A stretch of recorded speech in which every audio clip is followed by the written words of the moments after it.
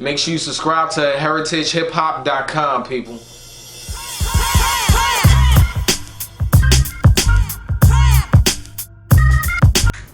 Peace and love, everybody. We have another entrepreneur in the room, and it's very important for us to interview entrepreneurs because entrepreneurism is one of the essential added elements to hip-hop.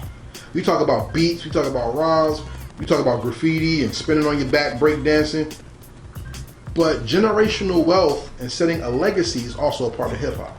Please, sir, introduce yourself and let's talk about generations. Let's talk about generations. First off, my name is Najee M. Anglin. I'm with Get It Done. I am one of the co-owners of Get It Done. My daughter is the other owner of Get It Done. And that's just one step of me creating generational wealth for my daughter. You know, even though I have more kids, they'll have their brands coming soon. Make sure you stay tuned.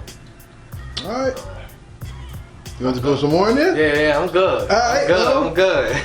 Let's talk about from the beginning, before we get to generations. Let's talk about foundation. Tell me a little bit about you and why you wanted to go into working for self rather than working for others. Okay. I give you the long version or I give you the short version. Sure, interview. So it started when, me working with my pops. My pops, he's also a photographer, EA Photography. And I just was helping him shoot different events or, just around the house. Him show me how to use the camera.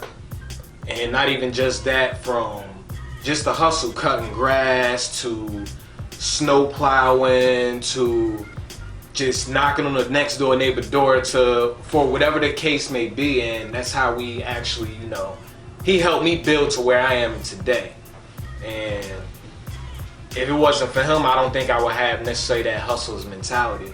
And a hustler's mentality is not always going on the corner, slanging some dope or, a dime bag or whatever the case may be.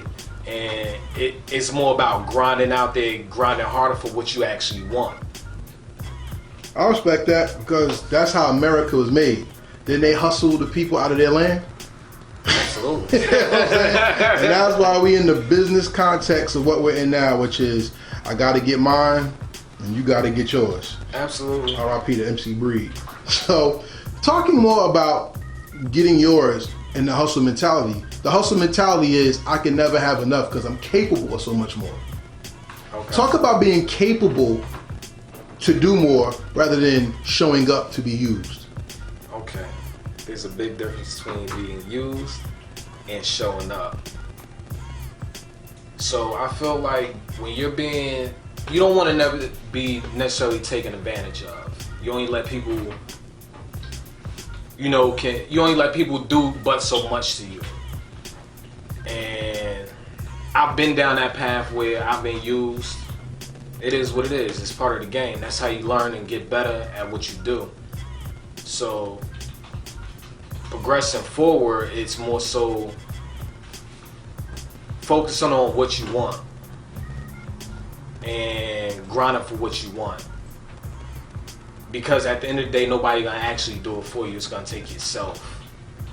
I feel like I'm veering off your topic, but you're not, because you're leading me to a question that I was gonna use later. But because you're there now, we can just go into it. As a hustler, whether than as an employee, you realize that the element of success is time. Because as an employee, you sell your time for a rate. Absolutely. But as a hustler, time is money, so you got to stay prepared and busy.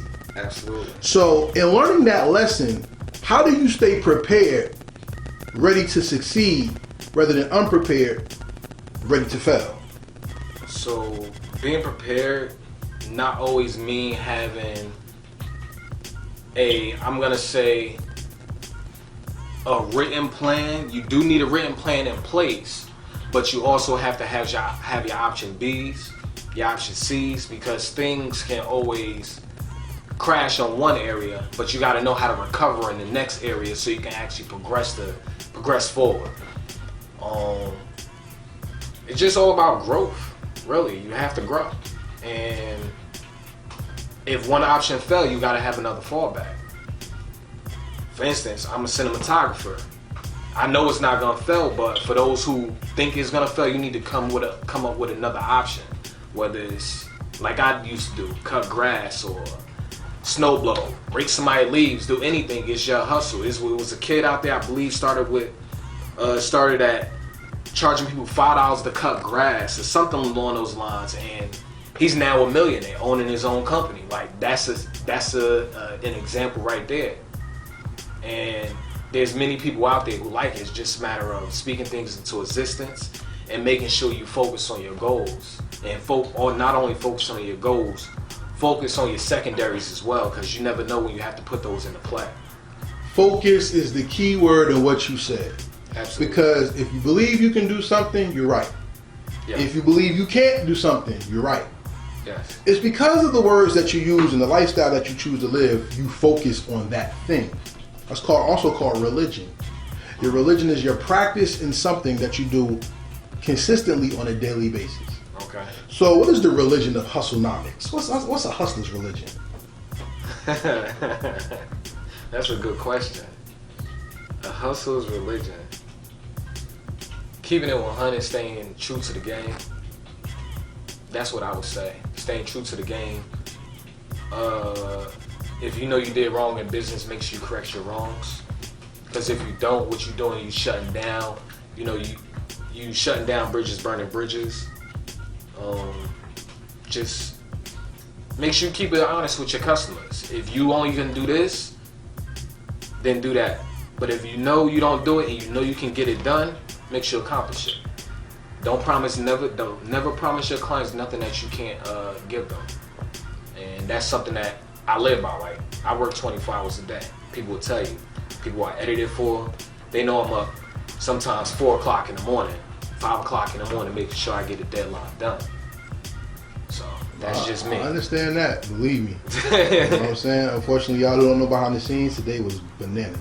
You know what I'm saying? But it's all good though. We making stuff happen now. But the thing about what you just said that goes back into the premise of being present is knowing your skill set. And a skill set makes a hustler a businessman. Because a lot of people hustle, and they hustle with their gums, their teeth, their smile. But a real hustler is a businessman because he knows his ethic, he knows his goals, and he knows how to set his hands. The Bible says that the hands are the keepers of the house. That your hands keep your body strong, and your hands also hold the book to make your mind strong. Okay. So at the end of the day, let me ask you this. As much as your hands work, as a hustler, what is the mentality as far as being prepared mentally to succeed, not just to go out there and be busy? Truthfully, for me, it's staying connected with God, honestly. Like, staying connected with Him, making sure my path that I'm traveling, I'm doing the best that I can. That's really like what I look towards. Okay. You know, focusing on that, and then from there, just putting all the cards that's on the table that I'm dealt, and just playing my cards. I heard this, and you tell me if it's correct. Okay. The key element that makes a hustler successful is experience. No, I can't necessarily say that, because you got false people out there who just know how to scheme people, how to pretty much scheming people and not being 100 with people and cheating people out of money. And you know, I feel like that's a no-no. Those are people who we want out of the game, so the people who are honest can actually move forward. So scheming doesn't come with experience? It's taught. I guess it's experience. I can't necessarily say it's experience 100%. Because you haven't experienced it? No. I've witnessed it. Deep. I've witnessed it. Okay. But scheming people, no. That's not how you operate. That's not how I operate. Okay. If people want to say scheming as far as dollar amounts, I have a set rate for what I'm worth. Oh, and that's a whole other thing we're going to get into. People get it misconstrued as far as scheming them for what I charge versus telling you the truth about my prices. Because if you go to any of these, I'm going to say multi-million-dollar companies, you're willing to pay $100 for X, Y, and Z, but you can't spend $50 here on a payment plan, in which you already spent in 6 months' time, maybe $5,000 $6,000 with these billion dollar companies, and I'm sitting right here. So let me ask you this to end off this segment of the interview. There's a book called The Valley of Dry Bones, I believe. Okay. And it says in the book that people of color are very dollar dumb and penny smart, which means we will save that penny, but we won't invest a dollar into a service, a good, or ourselves. What does that mean to you when you hear penny smart and dollar dumb? People don't see the value of what people have. Talk about it. And that comes back to just us as people. We don't show our worth, so people don't see our value. And like I tell people now, I'm gonna just even bring it to the social media aspect. If you think of a business, search social media, create it, get back to it later if you can, but that's at least putting your worth out there, because people see how much time and process you thought about bringing everything into play, and now that it's in fruition, all the moving parts is working. But that's really where I'm at. I'm not used to this, so It's all good.